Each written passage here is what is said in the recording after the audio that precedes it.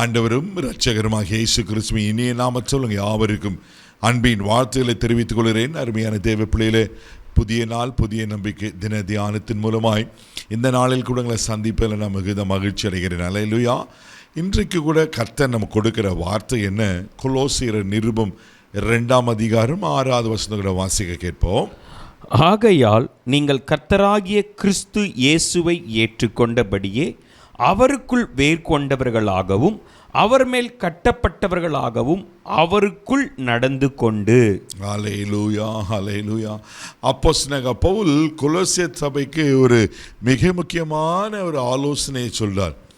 என்ன சொல்றாருன்னா, நீங்கள் கர்த்தராகிய இயேசு கிறிஸ்துவை ஏற்றுக்கொண்டபடியே. இப்போ நீங்கள் ஆண்டவரை நீங்கள் சொந்த ரட்சகராக ஆண்டவரை ஏற்றுக்கொண்டீங்க, அப்படியே விட்டு விடாமல் ஏற்றுக்கொண்டபடியே அவருக்குள் வேர் கொண்டவர்களாயும். ஹல்லேலூயா. தேவ பிள்ளைகளே, இப்போது ஒரு செடியை நம்ம வைத்திருக்கிறோன்னா, ஒரு விதை போட்டிருக்கோம், அது முளைச்சி எழும்புகிறது. எந்த அளவுக்கு வேர் பூமியில் ஊன்றப்படுகிறதோ அந்த அளவுக்கு அந்த செடி அழகாக ஸ்ட்ராங்காக செழிப்பாக வளரும். ஆமென். அதனால தான் வேர் ரொம்ப ரொம்ப அவசியம். அதில் தான் அதுக்கு வேண்டிய சத்துக்கள் எல்லாம் போகிறத நான் பார்க்குறோம். அதே போல் தான் ஆவிக்குரிய வாழ்க்கையில் கூட இயேசுவை சொந்த இரட்சகராக ஆண்டவராக தெய்வமாக ஏற்றுக்கொண்டது மாத்திரமல்ல, அவருக்குள்ளே நாம் வேர்கொண்டு, அப்படின்னா அவருக்குள்ளே நம்ம வளர்ச்சி அடைய வேண்டும். ஆமென். தேவ பிள்ளைகள் தொடர்ந்து வாசிக்கும் போது அவர் மேல் கட்டப்பட்டவர்களாயும், மூன்றாவது அவருக்குள் நடந்து. இங்கே 3 காரியங்கள் சொல்லப்படுகிறது நான் பார்க்குறோம். ஒன்று வேர் கொள்ளப்படணும், 2வது கட்டப்படணும், 3வது அவருக்குள் நடந்து. இன்றைக்கு கர்த்தருடைய ஆவியை நமக்கு சொல்லப்பட்ட காரியம்னா, நாம் அவர் மேல் கட்டப்பட வேண்டும். ஹல்லேலூயா. என்னுடைய ஆவிக்குரிய வாழ்க்கை யார் மேலே கட்டப்படணும்? இயேசு மேலே. ஹல்லேலூயா. இயேசுவுக்குள்ள.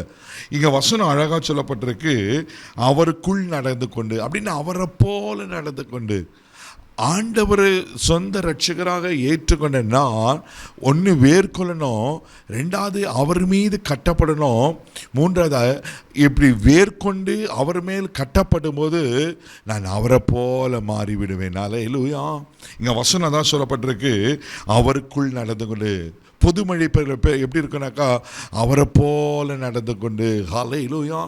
இன்னைக்கு ஆண்டவர் எதை எதிர்பார்க்கிறன்னா, தான் பிள்ளைங்க அவரை போல காணப்படமே என்று ஆண்டவர் விரும்புகிறார். ஹல்லேலூயா. 1 பேதுருவின் புஸ்தகம் 2ஆம் அதிகாரம் 5வது வசனத்தை கூட வாசிக்கும் போது அப்போஸ்தலனாகிய பேதுரு இப்படியாய் ஒரு காரியத்தை சொல்லுகிறார். வாசிக்க கேட்போம்.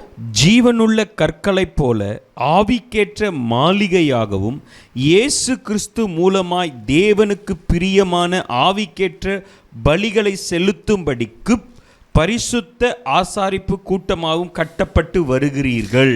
ஆமென், ஆமென். பாருங்க, ஜீவனுள்ள கற்களை போல ஆவிக்கேற்ற மாளிகையாகும். அப்போ அவர் மேல் நம்ம கட்டப்படுவது எப்படி கட்டப்படணும்? ஆவிக்கேற்ற மாளிகை. ஹல்லேலூயா. ஒரு சாதாரணமான அல்ல தேவ பிள்ளைகளே, ஆவிக்கேற்ற மாளிகையாகும் இயேசு கிறிஸ்து மூலமாய் தேவனுக்கு பிரியமான ஆமென் ஆவிக்கேற்ற பலிகளை செலுத்தும்படிக்கு பரிசுத்த ஆசாரிய கூட்டமாயும். எவ்வளோ அழகாக இங்கே சொல்லப்பட்ட பாருங்க. அப்போ நான் அவரை ஏற்றுக்கொண்டு அவருக்குள்ள நான் வேறு ஊன்றும் போது அவர் மேலே கட்டப்படும் போது நான் என்னவா மாறுகிறேன்? ஆவிக்கேற்ற மாளிகையா, பரிசுத்த ராஜரீக ஆசாரிய கூட்டமாய் கர்த்தர் மாற்றுகிறார். ஹல்லேலூயா. நீங்கள் யார் தெரியுமா? சாதாரண மன்னர்ல. ஆமென். இங்கே வசனம் சொல்லப்பட்டிருக்கு, ஆவிக்கேற்ற பலிகளை செலுத்தும்படிக்கு பரிசுத்த ஆசாரிய கூட்டம். ஆவிக்கேற்ற பலிகள். தெய்வ பிள்ளைகளே, நீங்கள் சாதாரணமானவர்ல, கர்த்தர் உங்களை ஒரு ஆவிக்குரிய மாளிகையாய் வைத்திருக்கிறார். அப்போ நாம் அவர் மீது கட்டப்படணும். ஒவ்வொரு நாளும் அவர் மீது நீங்கள் கட்டப்பட அவரை போல நீங்கள் மாறுவீங்க. அவர் எப்படி ஆமென் ஒரு தேவகுமாரனாக வெளிப்பட்டாரோ, அவருக்குள்ள தேவ சுவாபங்கள், தெய்வீக சுவாபங்கள் எப்படி வெளிப்பட்டதோ உங்கள் வாழ்க்கையில் வெளிப்படும். நீங்களும் ஒரு குட்டி இயேசு போல காணப்படுவீங்க. இன்றைக்கி ஆண்டவர் அதை தான் எதிர்பார்க்கிறார். இன்னும் உலகம் அதை தான் எதிர்பார்க்கிறது. ஆண்டவரை வெளிப்படுத்த, ஆண்டவரை வாழ்ந்து காண்பிக்க ஆட்களை கத்த தேடிக்கொண்டார். இது ஒரு பெரிய சவால். நீங்கள் அவரை போல மாற முடியும்.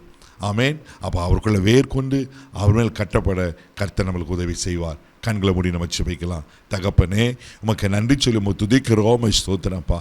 ஆமென். ஆண்டவரே, உம்முள் வேர் கொண்டவர்களாய், உம்மேல் கட்டப்பட்டவர்களாய் ஆண்டவரே உமக்கு ஸ்தோத்திரம். உம்மை போல நடக்க, உங்களை போல வாழ, உங்களை போல ஆண்டவரே எங்கள் அம்மையன் வாழ்க்கை அமைய எங்களுக்கு கிருபை செய்யும்படியாக நாங்கள் ஜெபிக்கிறோம். ஆண்டவரே ஆமென். நீர் எப்படி பிரதான ஆசாரியராய் காணப்பட்டார், நாங்களும் ஆண்டவரே பரிசுத்த ஆசாரிய கூட்டமாய் காணப்பட நீங்கள் எங்களை தெரிந்து கொண்டபடி ஸ்தோத்திரம். ஆண்டவரே இந்த நாள் முழுவதும் கரம் எடுத்து நடத்தும், உங்கள் தெய்வீக பாதுகாப்புக்கு ஒப்புக்கொடு, எல்லா தீங்குக்கு விலைக்கு காத்தணும், பொறுப்படுத்துகளும் ஆசீர்வதியும் இயேசுவின் மூலம் ஜெபம் பிதாவே, ஆமென். நீங்கள் அவர் மேலே கட்டப்பட்டிருக்கீங்க, தைரியமாக போங்க. God bless you.